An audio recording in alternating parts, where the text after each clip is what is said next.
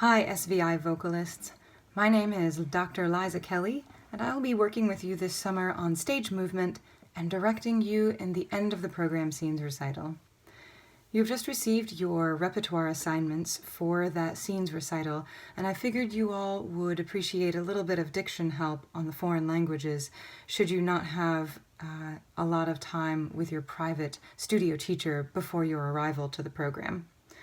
This video is specific to the women working on Massenet's Le Poème des Fleurs, the Prélude.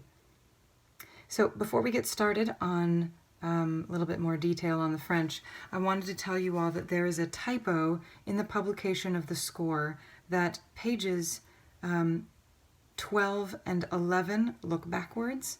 That is just a typo. The measures stay in order, so no need to switch any pages. It's just 12 and 11 are in the wrong place. So good to know, because that was confusing for a little bit for me. So before we get started on the actual diction of the prelude, some things about French. It's going to help you if you already complete the word-for-word literal translation of the French and write it into your score. That way, when you're working with the text, you'll have more comprehension.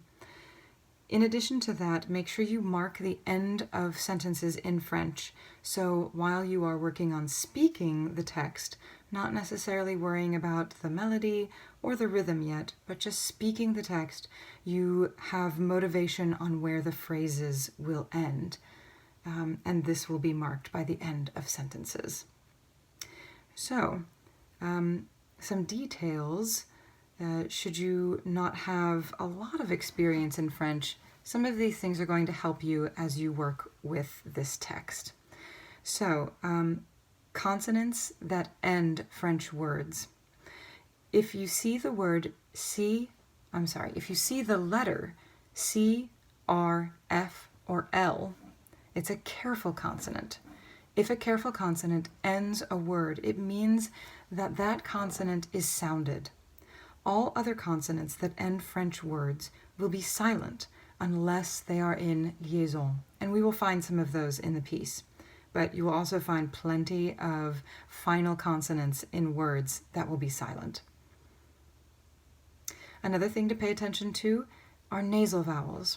To not over-nasalize the French nasal vowels. A little bit goes a long way, and our own English language already contains a certain amount of nasality that can be appropriate for sung French nasal vowels.